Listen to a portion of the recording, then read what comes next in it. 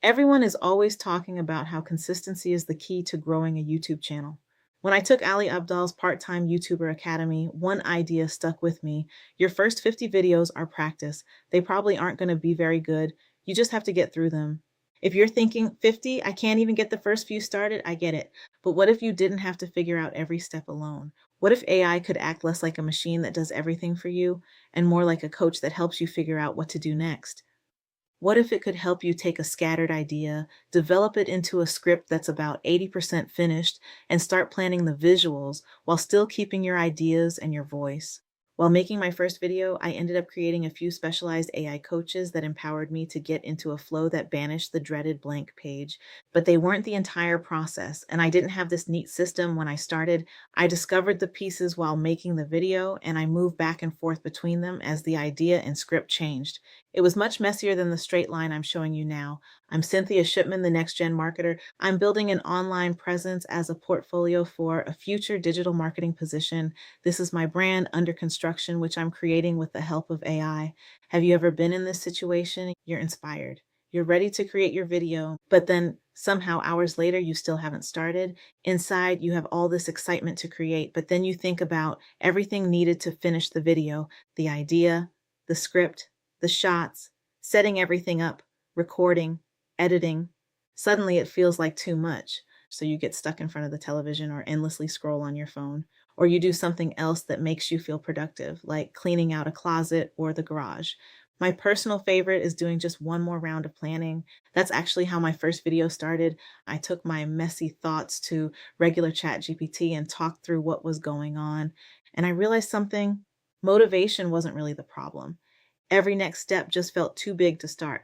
The first coach I used was my persona coach. Its job was to help me get out of my own head for a minute and think about the person who might actually watch the video.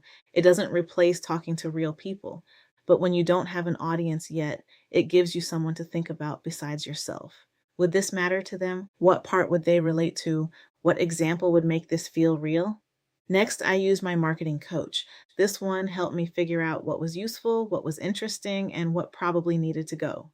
Instead of making the whole video about me feeling stuck, I started to see the bigger idea. Maybe you're not unmotivated. Maybe the next step is just too big and vague.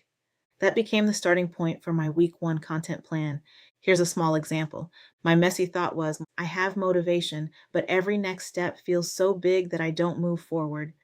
The persona coach helped me see that I needed an example someone else could recognize.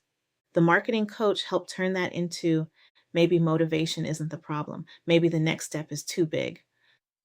That messy thought was starting to look like a video. Then I gave the content plan to Descript. Descript wrote the first rough script. So at this point, Descript was doing the actual script writing. The work I'd done before that gave it a clearer idea of who the video was for and what I was actually trying to say. Then I took that rough script to my brand voice coach. I built this coach using samples of my own writing. The idea was to give it examples of how I naturally explain things and tell stories. It helped me get rid of some of the stiff robotic wording, but I still had to read the script myself and change the parts that didn't sound like me. After that, the script went back through my marketing coach. This time I was asking two pretty simple questions. Is this interesting? And what can I cut? Was I talking about myself for too long? Was the useful part clear? Would someone watching understand why any of this mattered to them? Then I adjusted the wording again so the video stayed useful without losing my voice. Before I moved on to the visuals, there was one more step I wanted to work through. I used a long-form video GPT to take the marketing direction I already had and run it through a video planning checklist. This helped me slow down and think a little more about the message. Who was I making this video for? What story was I trying to tell? And what might the actual video look like? All of those thoughts and decisions ended up in one video dossier. It wasn't a finished script. And it definitely wasn't a production plan I had to follow exactly. I saw it more as a place to collect the ideas and decisions I'd already made, so I had something to pull from when I started building the video. Then I moved on to the visuals. Because I had already worked through the video dossier, I had visual notes to start with. I pulled those notes into my brand voice and visuals coach and used them to build the image prompts.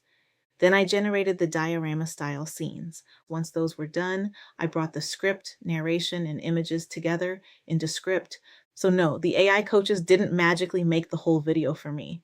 And the process definitely wasn't a nice straight line. I went back and forth. I changed things. Sometimes I changed them again. I still had to make the final decisions. But giving each AI tool one smaller job made the whole thing feel much more manageable. One helped me think about the audience, one helped shape the message, one helped protect my voice, and other tools helped with the script and visuals. By the end, I had a script that was probably 80% finished. More importantly, I finally knew what to do next. Looking at all of this together, I realized I used way more AI helpers than I thought, but I didn't build this whole system before I started. I added each helper as I went. When I got to a part of the process where I felt stuck, overwhelmed, or just needed help figuring out the next step, I gave an AI helper that job. And you definitely don't need all of these.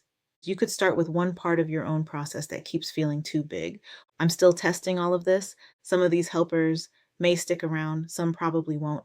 But for this video, they helped me keep moving when I wasn't sure what to do next. And most importantly, I finished the video.